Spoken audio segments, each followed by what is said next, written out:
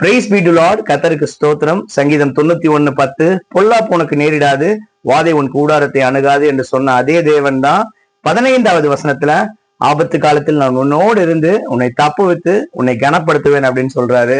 நம்ம எல்லாருக்கும் தெரிஞ்ச சம்பவம். ஷாத்ராக், மேஷாக், ஆபேத்நேகோ என்பவர்கள் அக்கினி சூளை 7 மடங்கு சூடாக்கப்பட்டது. அவர்களை தூக்கி கொண்டு போன இராணுவ புருஷர்கள் எல்லாம் அந்த அக்கினி சூளை கொன்று போட்டது. அக்கினி சூளையின் ஊடாக சென்ற போது தேவன் அவர்களோடு இருந்ததுனால அவங்க வெளியே வரும்போது அவர் தலை மயிர் வந்து கருகவில்லை. அக்கினி மனம் கூட அவங்க வஸ்திரத்துல வீசல. முடிவாக அந்த பாபிலோன் மாகாணத்திலே அவங்க 3 பேரும் உயர்த்தப்பட்டார்கள்னு தானியேல் 3:30 நம்ம வாசிக்கிறோம்ல. பொல்லாப்பு உனக்கு நேரிடாது என்று சொன்ன அதே தேவன் தான் அந்த பொல்லாப்பே வந்தாலும், அந்த ஆபத்து வந்தாலும் நான் உன்னோடு இருந்து நான் உன்னை தப்புவிப்பேன்னு சொல்றாரு. தப்புவிப்ப மாத்திரம் இல்ல தம்பி, நான் உன்னை கண்டிப்பா கனப்படுத்துவேன் அப்படின்னு சொல்றாரு. இந்த வேலையில கூட மரண இருளின் பள்ளத்தாக்குல நம்ம போய் கொண்டிருக்கிறோமா? ஒரு கஷ்டமான சூழ்நிலை போய் கொண்டிருக்கிறோமா? ஒன்னே ஒண்ணு சொல்லுங்க, நான் பொல்லாப்புக்கு பயப்படேன், தேவரீர் என்னோடு கூட இருக்கிறீர், உம்முடைய கோலும் உம்முடைய தடியும் என்னை நிச்சயமாக தேற்றும் என்று விசுவாச அறிக்கையோடு நாம் முன்பாக செல்லுவோம். நிச்சயமாக கர்த்தர் நம்முடைய வாழ்க்கையில பெரிய காரியங்களை செய்வார்.